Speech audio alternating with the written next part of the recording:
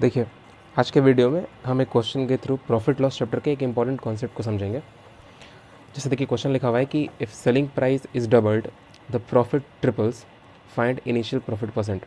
इसका मतलब है कि अगर किसी प्रोडक्ट का सेलिंग प्राइस जो है उसको डबल कर दे रहा है तो जो प्रॉफिट हो रहा था उस पर वो ट्रिपल हो जा रहा है। तो जो इनिशियल प्रॉफिट था वो कितना होगा। इनिशियल प्रॉफिट का मतलब क्या है कि जब हम प्रोडक्ट को किसी सेलिंग प्राइस एसपी पे सेल कर रहे थे तो उस समय कुछ ना कुछ प्रॉफिट हो रहा होगा। तो इस क्वेश्चन में वही प्रॉफिट पूछ रहा है। तो इस टाइप के क्वेश्चन को करने के लिए जो प्रॉफिट एंड लॉस चैप्टर से हमारा जो बेसिक फॉर्मूला निकल करके आता है वो होता है profit percent equals S minus C upon C into 100%, जहाँ पे एस जो है वो सेलिंग प्राइस है, सी कॉस्ट प्राइस है और नीचे भी कॉस्ट प्राइस लिखा हुआ है सी।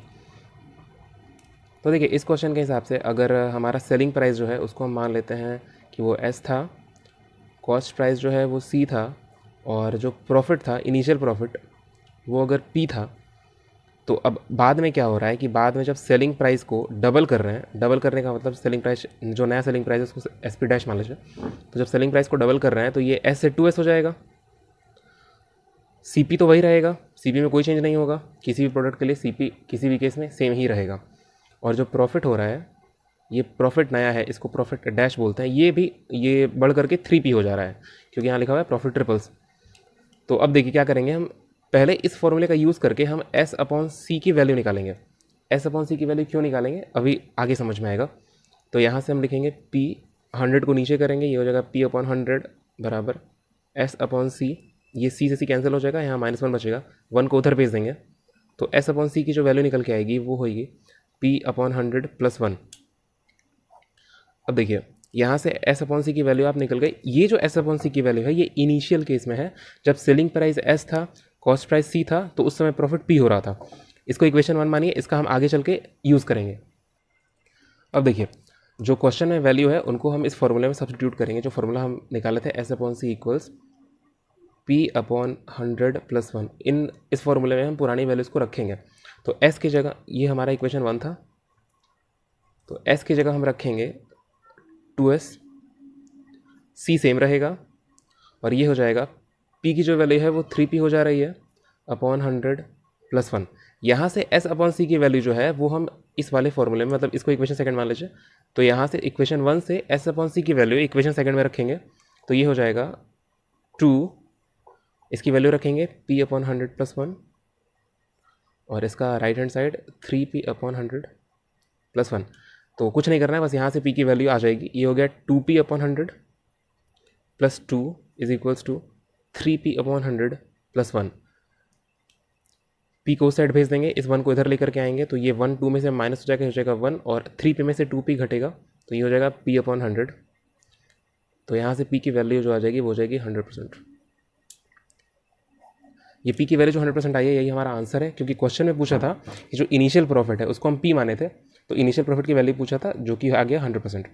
अब देखिए इस क्वेश्चन को अगर आप यूजुअल मेथड से करेंगे तो आपको इतना लंबा सॉल्यूशन करना पड़ेगा, लेकिन अगर आप इसके लिए एक डायरेक्ट फार्मूला यूज़ करेंगे तो आपका क्वेश्चन जो है वो 2 स्टेप में ही सॉल्व हो जाएगा। पहले स्टेप में आप उस फॉर्मूले को लिखेंगे और दूसरे स्टेप में आपका आंसर आ जाएगा। अब देखिए फॉर्मूले की ज़रूरत इसलिए है क्योंकि इस टाइप के क्वेश्चन हर साल एसएससी, बैंक और रेलवे में डायरेक्ट पूछता है इस टाइप का क्वेश्चन। देखिए इस टाइप के क्वेश्चन को करने के लिए हमारा जो फॉर्मूला है वो ये है, प्रॉफिट या loss is equals two plus minus 1 minus S upon S minus P. अब देखिए आप प्रॉफिट या लॉस दोनों निकाल सकते हैं इस टाइप के क्वेश्चन में। जैसे अगर क्वेश्चन ऐसे पूछे कि सेलिंग प्राइस को डबल कर दिए और जो प्रॉफिट है उसको हाफ कर दिए, तो इनिशियली हमको लॉस हो रहा था या प्रॉफिट हो रहा था, इस टाइप के क्वेश्चन को आप इस फॉर्म से डायरेक्ट कर सकते हैं। अगर आंसर आपका पॉजिटिव आ रहा है तो इसका मतलब कि आपको प्रॉफिट होगा, और अगर आंसर नेगेटिव आ रहा है तो इसका मतलब है कि आपको लॉस हो रहा होगा। यह है 1 माइनस एस। एस यहाँ पे क्या है, सेलिंग प्राइस को कितने गुना किया गया। आधा किया गया तो आप 1/2 रख देंगे, अगर डबल किया गया तो एस की वैल्यू 2 हो जाएगी, ट्रिपल किया तो 3 एंड सो ऑन। और ये जो पी है ये है प्रॉफिट कितना गुना हो जा रहा है, या फिर इस पी की जगह आप एल भी रख सकते हैं जो कि लॉस को रिप्रेजेंट करेगा। अगर आपका लॉस डबल हो जा रहा है तो यहाँ पे आप लॉस रखेंगे, लॉस की वैल्यू 2 रख देंगे, साइन बिल्कुल वैसे ही रहेगा, बस अगर आपका इस पूरे फॉर्मूले से आंसर अगर पॉजिटिव आएगा तो वो प्रॉफिट होगा, और अगर इस फॉर्मूले से आंसर नेगेटिव आएगा तो वो लॉस होगा। अब देखिए जो हमारा क्वेश्चन था उसको हम इस फॉर्मूले में रख करके करते हैं। तो हमारा जो सेलिंग प्राइस था वो 2 टाइम्स हो जा रहा था, इसका मतलब ये एस की वैल्यू है और जो हमारा प्रॉफिट था वो 3 टाइम्स हो जा रहा था, तो ये पी की वैल्यू है। इस फॉर्मूले में हम रखेंगे तो ये फार्मूला क्या आएगा, अब क्योंकि आपको पता है कि इस क्वेश्चन में हमको प्रॉफिट हो रहा है तो हम सीधे पी लिखते हैं। पी इज इक्वल्स टू, इस प्लस माइनस की ज़रूरत नहीं है, प्लस माइनस ये रिप्रेजेंट कर रहा था कि प्रॉफिट है या लॉस है। 1 माइनस एस की वैल्यू 2 रखेंगे आप, फिर यहाँ पे 2 माइनस 3 हो जाएगी और इसके बाद अच्छा सॉरी यहाँ पे 100 छूट गया, परसेंटेज के लिए इसको 100 करेंगे हम, 100% हो जाएगा ये इंटू 100%।